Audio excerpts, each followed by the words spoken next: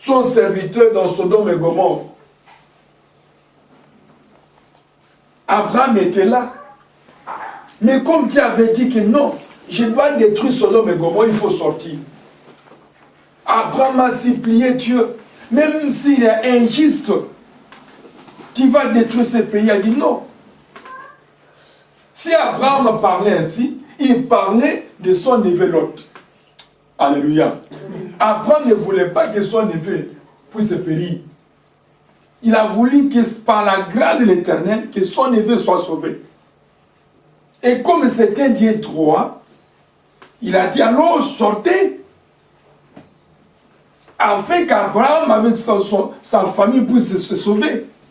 Et comme il était droit, il a donné des injonctions à Abraham de ne pas regarder en arrière. Les voies de Dieu, ce sont des voies qui sont droites et qui, ces voies ont des principes. Et en sortant, la femme de l'autre, je ne sais pas quelle mouche qui l'a piqué, elle a regardé par derrière, elle est devenue une satyre de sel. Pour vous dire que Dieu agit selon sa droiture. Il y a d'autres choses que Dieu agit selon sa droiture dont le monde ne comprend pas. Les autres voient que Dieu est injuste. Dieu n'est pas injuste. Dieu est juste. Il donne à chacun selon ses œuvres. Alléluia. Amen. La récompense s'obtiendra à chacun de la manière dont il a servi dans ce monde. C'est pour cette raison on doit être droit comme notre Dieu est droit. Amen. On doit être fidèle comme notre Dieu est fidèle. Amen. Parce qu'il est fidèle à sa promesse. Comme il avait dit à Abraham, vous serez un père de la multitude. Nous sommes les descendants d'Abraham. Abraham est mort. Mais la promesse que Dieu avait donnée à Abraham subsiste jusqu'aujourd'hui. Et ça sera de génération en génération. Même après nous, cette promesse va exister toujours. Va faire des effets. Va intervenir. Va pourvoir à nos descendants, les arrière-fils, qui écouteront ces messages. Alléluia. Amen. Alléluia. Amen. Comme la servante est venue, elle peut nous lire dans 2 Samuel 7,14.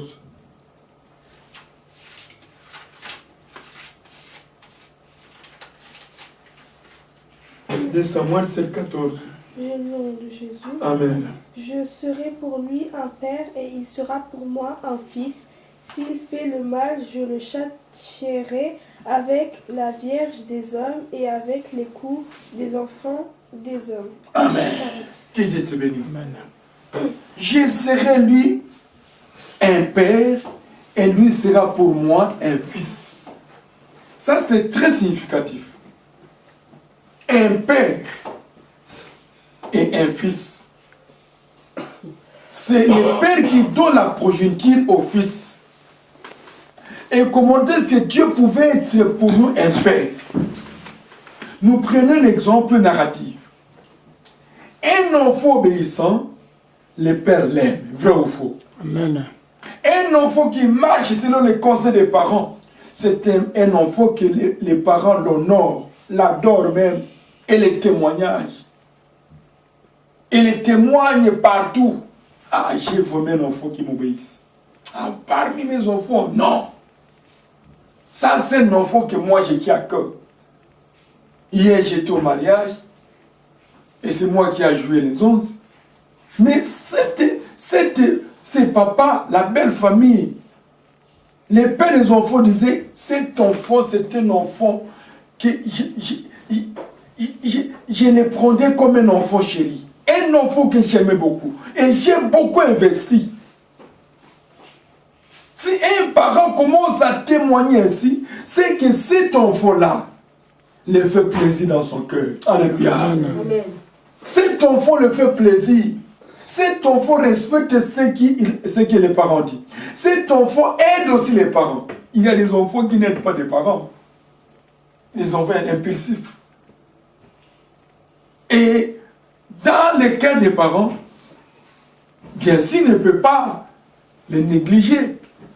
Mais il y a quand même quelque chose dans son cœur. Alléluia. Amen. Ah, parfois des inquiétudes. Les là, ça touche les cœurs. Mais un enfant qui fait plaisir aux parents, c'est une joie. Alléluia. Amen. C'est une joie dans la nature. Et c'est pourquoi Dieu dit, je serai pour eux un père. Si réellement ces enfants-là obéissent à Dieu, Dieu sera pour eux un père. Mais s'ils n'obéissent pas à Dieu, il ne sera pas pour eux un père. C'est ça l'équation de Dieu. Dieu sera pour nous un père lorsque nous obéissons à sa parole. Et nous marchons à sa conduite. Et nous sommes fidèles à lui, à ses paroles, à tout ce qui nous donne comme les injonctions dans sa parole. En ce moment-là, Dieu sera pour nous un père. Et nous serons pour lui un fils. C'est-à-dire quoi? Nous touchons tout le temps les cartes de Dieu, les trous de Dieu par nos prières, par notre conduite, dans notre façon de vivre. Alléluia. Amen. Bien aimé. La vie chrétienne, c'est toute une discipline. Je viens de donner un exemple avec que vous soyez là. Regarde comment est-ce qu'on s'attelle pour aller à nos occupations corporelles. On se pointe à l'heure. Mais dans les occupations spirituelles, parfois, on change. On dit. Ainsi, et vous défendez votre code devant qui? C'est Dieu qui connaît les cœurs. C'est Dieu qui te voit. Personne n'est à moi, les pasteurs. Moi, mon rôle est de vous enseigner, de vous encadrer, de vous dire de la part de l'Éternel. Mais les cœurs, c'est Dieu qui voit tout. Alléluia. Amen.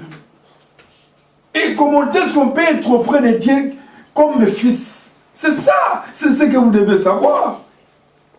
Parce que je n'ai jamais vu un enfant rebelle à la maison, les parents commencent à frotter les mains. Jamais. Au contraire, ça serait une guerre. Les parents vont s'imposer tant que parents. Parce que la Bible dit, on faut obéir à vos parents. Afin que tes jours puissent vivre longtemps dans le monde. Et lorsqu'un enfant n'obéit pas aux parents, lui-même se crée des problèmes. Même si les parents n'ont pas parlé, la Bible va parler. Lorsque les parents s'inquiètent pour l'enfant, ce n'est pas une bénédiction. Accepter que les parents puissent dire ne fût-ce qu'un mot de la joie. Alléluia. Amen. En les faisant plaisir, en faisant plaisir aux parents. Lorsque vous obéissez aux parents, les parents sont du plaisir dans leur cœur. Mais lorsque vous n'obéissez aux parents, les parents s'inquiètent. On les inquiétude aux parents, ce n'est pas pour toi l'enfant une bénédiction. Et Dieu veut qu'on soit pour lui des enfants. Et comment est-ce que Dieu va nous prendre comme ses enfants lorsque nous marchons correctement à sa parole? Lorsque nous respectons ses principes, lorsqu'on se conforme selon la loi de l'Éternel, lorsqu'on s'abandonne nos vies entre ses mains, c'est en ce moment-là Dieu va nous prendre comme son fils, ses enfants, ses filles qu'il est. Il va commencer à frapper la poitrine, comme il avait frappé la poitrine du temps de Job. Il a dit, Satan, tu as sillonné, mais tu as vu mon fils. Mon serviteur Jean, le diable, comme il ne manque jamais des arguments, il a dit, il t'aime parce que tu l'as donné du bien, de la richesse. Dieu a dit non, ce n'est pas ça. Ah oui, tu l'as donné la richesse. Ordonne que je puisse les tenter. Tu verras que ce Job-là va changer de langage. Dieu a dit non, je ne crois pas. Parce que un enfant qui obéit à ses parents, un enfant qui marche correctement au conseil de leurs parents, même s'il part ailleurs, il ne changera pas sa conduite. Amen. Alléluia. Amen. Il va toujours refléter l'éducation qu'il a laissée de son père. Même il se déplace dans n'importe quel pays. Exemple palpable. Vous et moi, on avait des parents qui nous ont éduqués. Mais nous sommes arrivés en Europe. Et ce pays n'a pas changé notre position. Notre éducation reste intacte. Parce qu'on avait reçu notre Père. Et c'est ça Dieu veut de nous. De la manière dont on servait Dieu en RDC, de la manière dont on doit servir Dieu dans un pays étranger. Quelles que soient les circonstances qu'on a trouvées, notre foi ne peut pas être dégradée. Alléluia. Amen. Notre foi ne peut pas être changée. On doit être identique. On doit refléter Jésus partout. On doit enseigner partout qu'il plaît pour neige. Dans n'importe quelle circonstance qui nous arrive, tant bien que mal. Alléluia. Amen. C'est ça. C'est ce que Dieu veut de nous. C'est ce que Dieu veut de nous. Il veut qu'on puisse être authentique. L'authenticité de votre foi. Nous allons dans Psaume 89, verset 26. La servante de Dieu peut nous lire.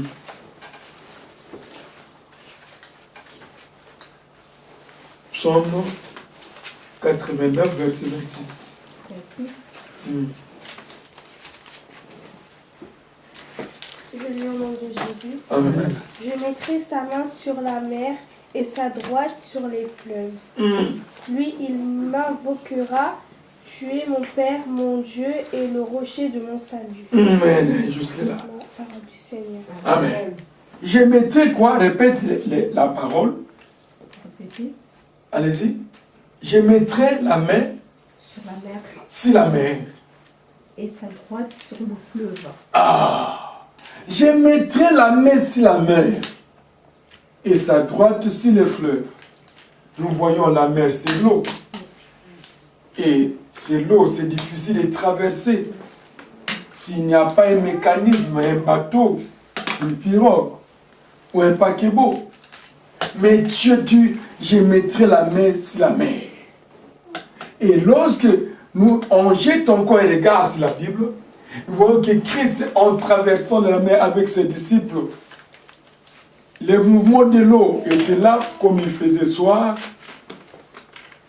Et l'eau a commencé à s'agiter, entrer profondément beaucoup dans la barque. Et les disciples ont dit que non, nous avons un Dieu ici. On doit les réveiller. Et lorsqu'ils ont réveillé Jésus-Christ, Jésus-Christ s'est levé et il a calmé les vents. Alléluia. Amen. Pour vous dire que même dans des situations difficiles, même dans un chemin difficile, Dieu va étendre sa main afin qu'il y ait les passages pour toi. Amen. La mer Rouge était grande et vaste. Lorsque les enfants d'Israël ont quitté l'Égypte, ils ont retrouvé un obstacle terrible. Ils devraient traverser pour se sauver. Les pharaonites les suivaient derrière. Mais Dieu a dit à Moïse, qu'est-ce que tu as dans ton bâton? Dans tes mains, oh j'aime le bâton. Alors frappe dans l'eau. Lorsqu'il a frappé, Dieu a tracé le boulevard dans un lieu qu'on ne pouvait pas. Et lorsqu'il dit que j'étendrai ma main sur la mer, il signifie que même dans un lieu difficile, il va créer une situation de bénédiction. Alléluia. Amen. Même si on te déplace, aujourd'hui, maman Joujou, tu ne travailles plus ici, tu seras de l'autre côté. Ce lieu-là sera pour vous une bénédiction, une élévation. Le monde croit que lorsqu'on te change, tu vas souffrir. Or, quand vous avez Dieu, tout lieu que tu fous les pieds, les situations vont changer. L'élévation va apparaître. Amen. La gloire va intervenir. Amen. Afin que ces gens-là voient la puissance de Dieu. Amen. Et c'est pourquoi il dit, je vais tendre ta main dans la mer. Et une autre phrase dit quoi? Il a dit, et sa droite sur le fleuve. Sa droite sur le fleuve. La main de l'Éternel, lorsqu'il décide, personne ne s'y opposera. Que ce soit la mer, que ce soit le fleuve, c'est le passage difficile pour un homme. Un homme ne peut pas marcher au-dessus de l'eau si l'ordre ne vient pas du ciel. Amen. Pierre a marché sur l'eau parce que Dieu l'a ordonné, l'auteur de la création. Il a dit, viens. Et lorsqu'il a appelé Pierre de venir, il avait mis les pavements dans les pieds de Pierre afin qu'il ne soit pas noyé. Et Pierre a marché, c'est pas sur l'eau, mais sur la parole qui dit, viens. Alléluia. Amen. Non. Non. C'est sur la parole que nous vainquons le diable.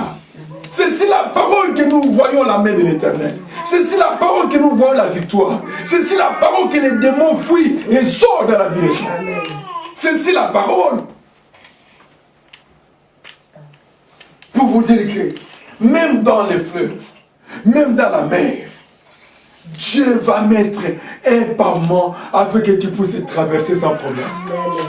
Même il y avait des blocages, Dieu va susciter un bateau à votre service. Yes.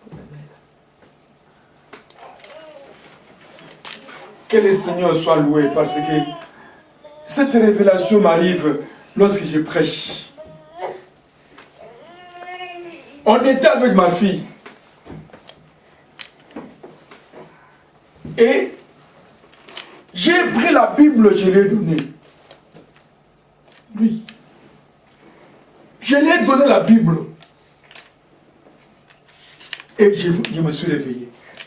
Au moment où je prêche, je vois cette révélation m'arrive. La Bible, c'est la parole de l'Éternel. Amen. Et lorsque l'homme de Dieu te donne la Bible, c'est que tu es un instrument de Dieu. Amen. Amen, ma fille. J'ai remis la Bible. Après, je me suis réveillé. La Bible, c'est la vie. La Bible, c'est la parole de l'Éternel. Et Dieu t'a donné quelque chose. À travers cette Bible, Dieu t'a donné quelque chose que tu vas découvrir au fur et à mesure. Amen. Hein? Amen.